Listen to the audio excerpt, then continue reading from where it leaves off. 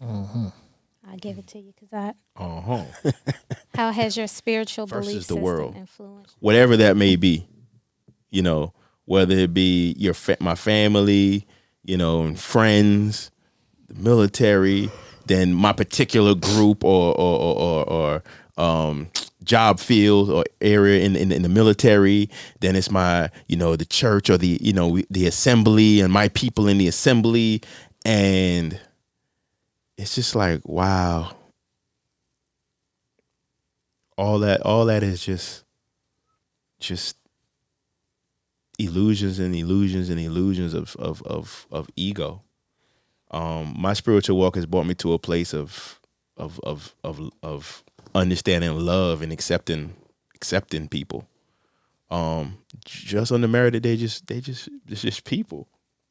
Versus they're supposed to look a certain way, they're supposed to act a certain way, they're supposed to do a thing a certain way, and um I'm just more accepting. It's like my that the point I was making with family, friends, your job, and the people in your particular group in your job. It's like that has expanded from just a particular group, race, nationality, creed to just like man, people, and it's just so beautiful, man. And it's changed my interaction with people. I feel like I could go anywhere. It's like the sky's the limit if I choose to go there. You understand what I'm saying? Because it's based on me and my choices and where I want to go and who I want to be around and what I want to experience. And most of the which we perceive as negative things is usually through anybody that might be close to me. And I said it's a perception because they may bring it to me as a negative thing, and I'm like, okay, but my okay is like I care, but I'm not concerned. So it's a lot of things going on in the world that I care because I care about people, but I can't get caught up emotionally in these things because it's not my immediate experience. And I know some people they think like, well, I pray for people in the world. I pray for the homeless, the orphan, the sick, the needy, the widow, the war and war torn, impoverished, or whatever. But it's nothing I can. I mean, you could send money, you could send care packages, you can do all these things, and that's your choice if that's how you want to be. But if you're just talking about it to complain and point out that it's happening, Right. and you're not being uplifting, A solution. a solution. Prayer is a solution. It helps. It's an energy and a vibration that goes up with other energies and vibrations that's going up to blanket whatever that situation may be. And some people don't think that way. They think more material. Well, I'm going to send money. Well, that situation that you're experiencing, whether it be on TV, because a lot of times you're watching the news about it, or some social media, that experience is something you drew to yourself because you went and searched out whatever you're looking on social media, right? And then it popped up in your feed. So you went and looked for something, and that came up. So evidently, something within you on some conscious level attracted that to you for you to express who you want to be based on the situation you're experiencing. Right. So having that understanding for me, it's changed how I look at anything that happens. When people bring me information, I know I don't know the whole matter. And I think it was The Mandalorian, and I don't know if I'm saying this right. I don't know if y'all watch it, but for those of you that watch it, it says one should not speak unless one knows. Right. Oh, you see that guy and what he did, and you listen to somebody go on and tell you exactly what this person did and why they did it and what they probably was thinking when they did it, and I'm like, but you just saw a news bite or a clip on TV, and how do you? Right. I'm like, I hear you, but I don't know that. So how I handle matters, situations, experience people, how I deal with people, how I love people, how I accept people, based on where I am now, is completely different than it was a year ago, 2 years ago, 5 years ago, 10 years ago. Facts. It's different. So it's experiential. It's not a belief. It's what I've experienced, and that's the difference. People believe things, and sometimes they believe it, but they don't. Well, I say this: they say they believe it, but they haven't experienced any of that construct of belief. I've experienced it. So that's how it's helped me. It's helped me to love.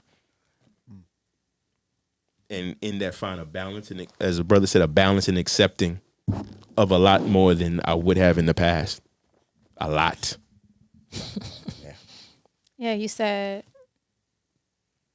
you're getting back what you're putting out, and then you specifically talked about like your feeds, your social media. That's exactly what it is, though. The things that you're searching for, that algorithm then turns around and pops those things right back on your feed. Can I add something to that? Right. There's people call it New Age. You know, it's in the Bible. It talks about as a man thinketh, so shall he be. The algorithm of on the computer, right, is the physical manifestation, or what we're experiencing is the physical manifestation of something that is already spiritual. It's just showing you physically what you already do anyway. Right. So if you back in my clubbing days, you always got the friend. You always have that one friend that's like, man, I wish I would. And they go to the club or on outings to look for something to happen. Right. And guess what? A lot of times when you with that person, something happens. Something happens. Because they looking for it. They're putting the energy out. Man, I wish somebody would. And then there's somebody that like, oh man, I wish somebody would. And guess what? That energy brings that attraction to a situation of altercation. Right. And just like an algorithm, as we call it in the physical world, it's like it draws to you what you're putting out. Right. What you like. If you like these shoes, you may have ordered them 1 or 2 times, and these things communicate with each other and says, oh, you would probably like this. Right. Let me see if she get that right there. Let me see if he get that right there. So this so-called law of attraction is just a principle of what you focus on. You put energy and you put that energy out, and it brings back to you what you're focused on. If I'm not focused on war, I'm probably not going to really see it. I'm not saying it doesn't exist. I'm not saying that it's not a war is happening. But for most people who are not focusing on, let's just say, the war in Ukraine, guess what? I've had times I'm like, dang, they're still having that war. Right. And somebody like, man, this brother must be naive or whatever. That's just what it is for me. Right. It's not a part of my. It's not in your awareness. It's not in my awareness and my experience. I may be experiencing residual things, taxes, gas prices, whatever, but we deal as we deal. Going back to what you said pray for all people. We've had this conversation on a personal note before. Right. But it takes me to my next question. How does your belief system address the question of human suffering? Okay. I got this one. You got it, brother. All right. And we might have to focus on this because I don't even think whatever it is that I'm given right now to speak right now, it will capture the whole thought. So in my understanding, or some would say belief, is that we all, let me not say we all, a lot of us have been here many, many, many times. And what I mean by that, some people call it reincarnation. I've heard people say regeneration, which to me is just another word to relabel reincarnation. And I'm not talking necessarily about being a dog and a cat. I'm talking about human beings. Right. We share, let's just speak of myself, right? And I'm trying to construct it to make it make sense. Imagine in your mind, draw a line on a piece of paper, straight across the paper. So that's a horizontal line.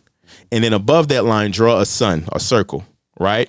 Now that sun of that circle exists outside of what we considered space and time, which is that horizontal line and below, right? So now draw, let's say 5 rays coming from that sun and arching down into the line, touching the line, right? Wherever each one of those 5 lines land, think of that as a point in time. So if you go from left to right, let's say from the BC times to the current time. So the 5th line will be 2023. Each one of those lines represents a soul, right? So these souls are experiencing different situations and circumstances as different people or personalities. They can only reckon what we call time and space, meaning happenings in a linear perspective. Now, the sun or that circle, which we would call that the over soul or the higher self. The higher self is having that experience in the now moment, meaning everything is happening right now for that because it exists outside of space and time. So now, the one in 2023 is let's say goes against a past life regression, hypnosis, whatever.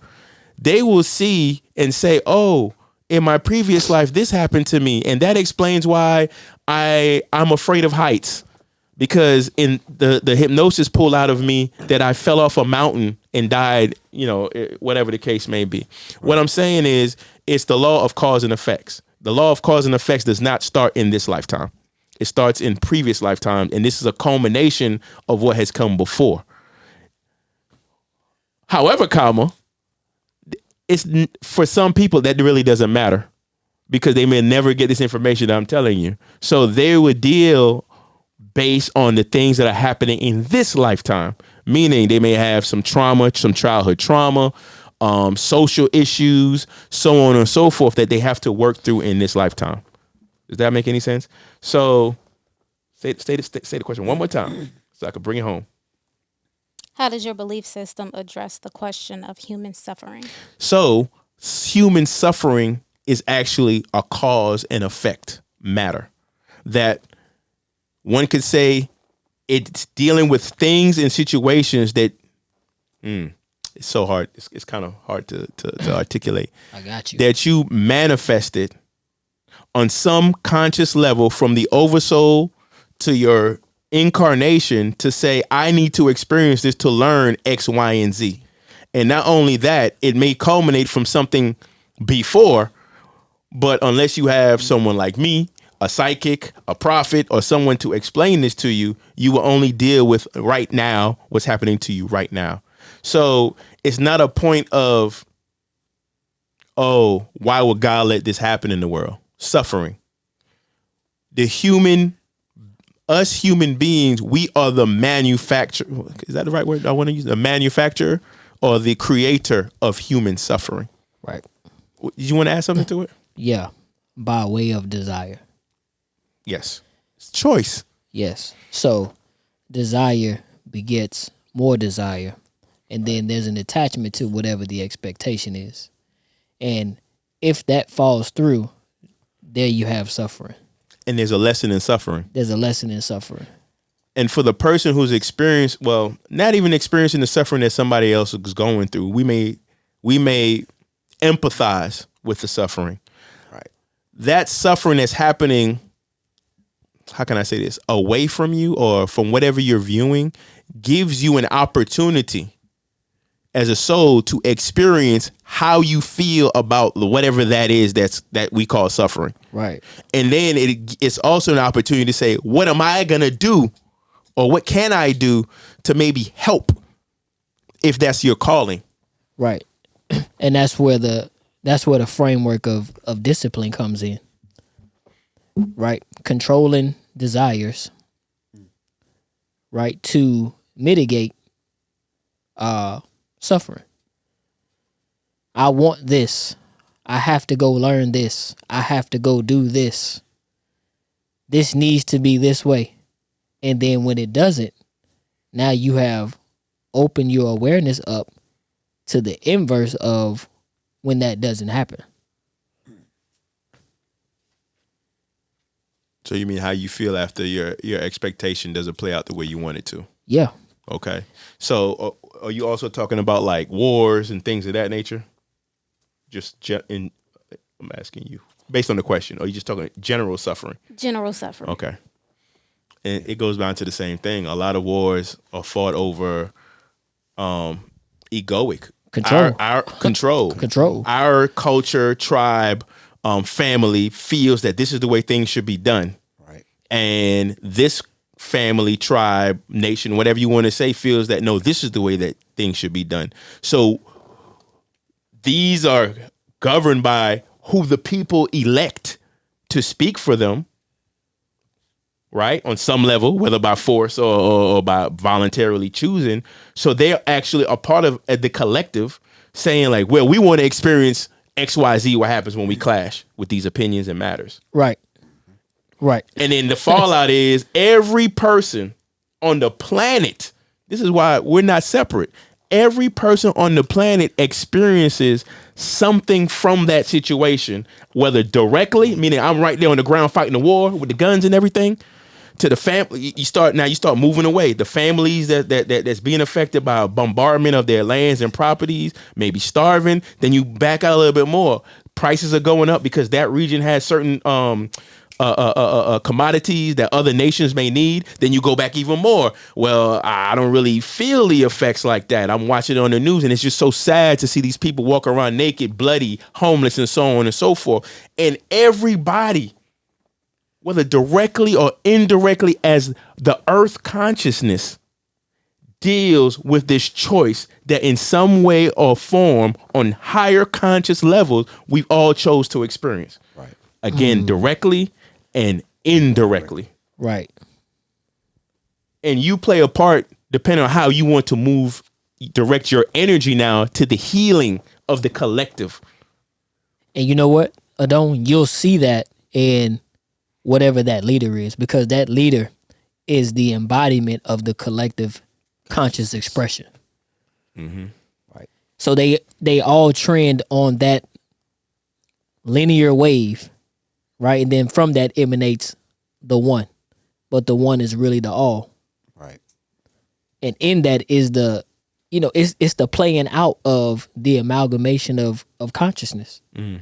So it's all of that bottled up in one, right? And generally, right, when the collective consciousness is destructive or deviant in its, behavioral patterns, right, so follows the physical manifestation of that thinking pattern. Right. And people don't understand that it's connected to earthquakes. Right. It's connected to tidal waves or tsunamis. All of these things play into it. We're not separate from anything. Right. And that's only because the majority of people do not extend themselves past the limitation of the senses. Mm. So, we would say, well, you know what? That's a natural disaster. Yeah, you're right. It's the natural consequences of thoughts, Right. and ideas and Exactly. constructs and energies. Because what just as a point of reference, right? What was it?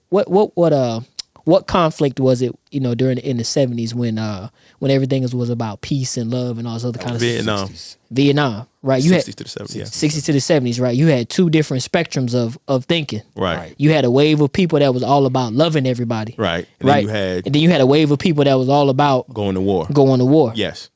Right? And they had two totally they were on the same spectrum but opposite ends of the spectrum. Fourth principle. Right. Exactly. So yeah, it was going on. Cats was getting it in. Mm-hmm. Right? And those people who might feel they might be in the military, they might be they might be in all of that. Mm-hmm. Right? And you got people like, "No, bro. It's all about love, man. Right. Come give me this hug, man. Let your hair down, bro. Yeah. It's all. Let's get in the van, man. So that's a good example of why both, I keep saying both, but it's really one thing, but it's expressed on this plane that we're on. It's expressed in what we call duality. It's expressed that way. Right. Because you have extreme poles, and those two poles or apparent poles clash with each other. A war generates people who want peace. Too many peaceful people. You have the people that's a contrary. We're too docile. We're too soft. We're too weak. We need to build more warships, not peace ships. Right. So it's all these things play on the psyche and how we express it out into the world as a collective. As a collective. Right. I know we said a lot. Well, I'm gonna just say a couple of things because y'all hit it right on the nail. Just one thing. You have taken forth from the tree of the good of the understanding of good and evil. Yep. That's what that arc- scripture is talking about. Scripture or archetypical story of the consciousness of man and the duality of Exactly. choice. Of his Choice thinking. of Yeah. his thinking. Of it, yeah. 100. So when you done that and take part in it, Right. You become as Elohim or God. or God. Man, we We gotta work, people. We gotta work these things out in order to return or to resurrect Yes. to our Christ consciousness or Christ. Exactly. What is it? Golgotha? It's skull? The skull. The skull. Yeah. Yeah.